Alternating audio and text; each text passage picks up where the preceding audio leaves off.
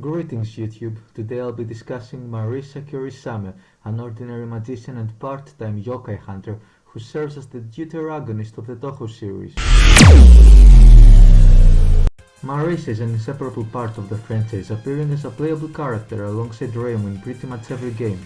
As such, she also acts as a foil to her, while on the one hand you have Reimu with her weak homing shots and small hitbox promoting a more defensive gameplay style.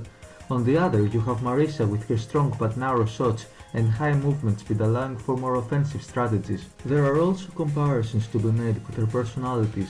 While Reimu is generally lazy and slacks off, Marisa is a hard worker that always wants to improve herself. And this shows Marisa's most unique quality. She isn't special. Unlike most characters that possess innate powers, Marisa was born as a normal human, but through years of training and studying, she managed to become a powerful magician that everybody fears. And while on the topic, how about we touch on what makes her so powerful in the first place? Well, for starters, she is very proficient at light and heat magic that's usually modeled after stars. Thus, her spells have immense power, but very few everyday uses. She also possesses flasks with various potions that she makes using mushrooms found in the Forest of Magic. Fun little fact about that, Marisa has done experiments with poisonous mushrooms for so long that she somehow developed a resistance to their poison, which is kind of impressive honestly. Well, anyways, back on topic, Marisa also has the ability to fly, although it doesn't seem like she needs her broom to do so. From what I can tell, it's mostly an accessory that might give her some small boost, but is mostly unnecessary. Except in the fighting games where it is an actual threatening weapon. Moreover, her speed is also quite noteworthy. As seen in Silent Scenery in Blue. Wow, that manga sure had a lot of speed feats, huh? Anyways, Marisa was able to shoot a laser, move away, and fire a second one from a different direction before the first one hit her target. Now may I point out that lasers move at the speed of light, thus making her speed comparable to that of light. Guess hard work pays off after all, huh? Lastly, Marisa excels at being a good citizen by recycling. Except instead of recycling trash, she just steals the attacks of the foes she has faced.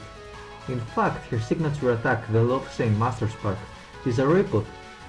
She usually justifies this tendency of hers by claiming that magicians are researchers who depend on observation. And to be fair, that is their role in the Touhouverse. However, spell cards aren't the only thing Marisa tends to steal. In fact, she just happens to be a freaking kleptomaniac, quite openly trying to get her hands on anything that catches her fancy, primarily books relating to magic. Naturally, this trait of hers tends to cause a lot of friction between her and other people, often leading to danmaku fights. When it comes to her occupation, Marisa does pretty much a bit of everything. Besides her thievery, she is a magician and as such focuses on magical research and experiments. In addition, she also takes up jobs as a yokai exterminator in Reimu's place. As if that wasn't enough, she also runs a store for the Kirisame Magic Shop, next to her house where she sells pretty much anything she wants. However, due to it being located in the Forest of Magic, she rarely gets any customers.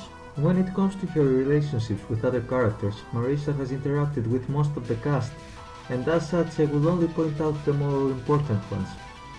I've already talked about this, but to go into more detail, Reimu and Marisa may be rivals when it comes to incident resolution, but they're also close friends.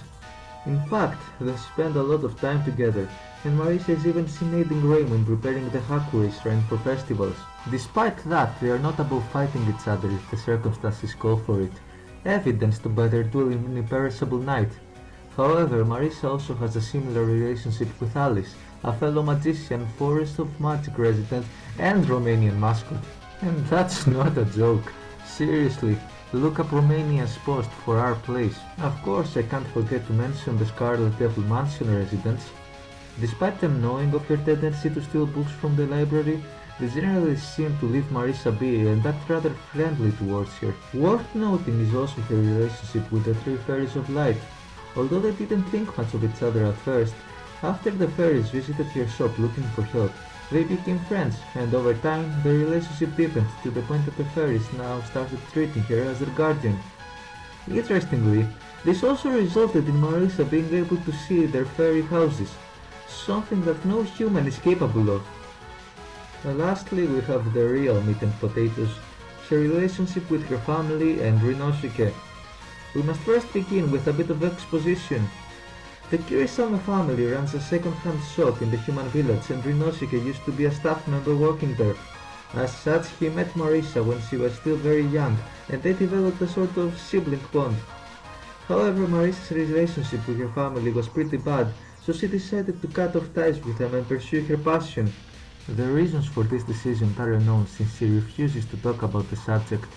Anyways, when she left, Rinosuke decided to gift her now iconic Mini Hakero, an item Marisa claims she can't live without. Now, since it's so iconic, I believe it deserves a mini explanation. The tool is often described as a portable furnace, but I'd say it's more like a lighter. Essentially, it can create flames of various sizes, from creating a small fire for cooking purposes to fueling Marisa's magic attacks. Well, this has been it for today's video. I hope you enjoyed it. Hold on. Yes. I just finished the video. Wait, what? What do you mean there's another? Oh, no. No. No! So before I continue, it's important to give some information about the Touhou series as a whole. Ever since Touhou 6, the games have been programmed and released with Windows in mind. However, prior to that, the first 5 games were released on a Japan-exclusive system of computers, the PC-98 series. As such, when Zun decided to abandon ship and make games for Windows, he also soft rebooted the series. Out of the original cast, only 4 characters made the cut, Marisa being one of them, but even they went through alterations, be it their designs, their personality traits, etc, etc. So without further ado, let's get into the unique traits of the PC-98 Marisa. Marisa first appeared as a stage 4 boss in Touhou 2 Story of Eastern Wonderland, but became a playable character in every game since. Originally, Marisa had red hair and a purple costume, but she was depicted as blonde as early as Touhou 3, but she didn't wear her iconic black outfit into Touhou 6. In general, not much is different about this Marisa. The only thing I believe to be worth noting is her relationship with Mima, a character that will definitely make her debut in the Windows game soon. Right, June? In the PC-98 games, Marisa seems to be her apprentice, treating Mima with a lot of admiration, even trying to copy her attacks. In fact, Mima is the only character that Marisa has addressed using honorifics, a sign of her respect. With that said, this has been it for today's video on Marisa Kirisame. If you enjoyed it, make sure to like the video, leave a comment and subscribe on the channel. Have a good one.